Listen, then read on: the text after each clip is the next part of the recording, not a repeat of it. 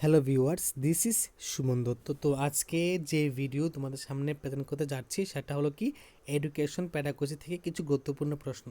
তো বুদ্ধির কিছু উপাদানগত তথ্য আছে, সেগুলো আমরা এখানে আলোচনা করব, ঠিক আছে। তারপর জ্ঞানমূলক তথ্য। তো একক উপাদানগত তথ্য, যার ইংরেজি নাম হলো ইউনিফ্যাক্টর থিওরি, এর যে ফাউন্ডার বলতে পারো বা এই তথ্যটা আবিষ্কার কে বলতে পারো, সেটা হলো আলফ্রেড বিনেউ স্টার্ন। তারপর দ্বি উপাদান তথ্য হলেন কে? চার্লস পিয়ারম্যান, ঠিক আছে। নৈরাজ্যমূলক বহু উপাদানগত তথ্য মানে মাল্টিফ্যাক্টর থিওরি, এটা হলো ইএল থর্নডাইক, ঠিক আছে।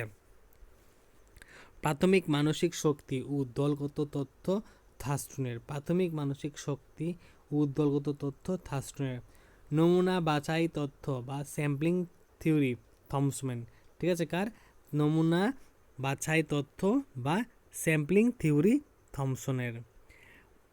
উপাদান বিশ্লেষণ তথ্য এসইউআই মডেল গিলফোর্ডের, ঠিক আছে।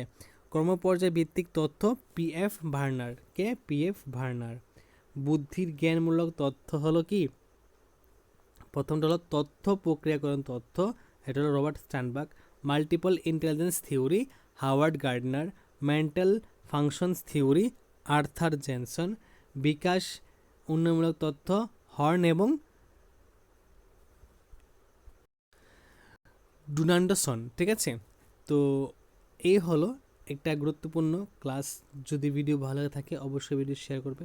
তো দেখা হচ্ছে একটা গুরুত্বপূর্ণ ভিডিওতে, এবং খুব শীঘ্রই আমরা 1000 এই যে টার্গেটটা সেটা ক্রস করব। ওকে।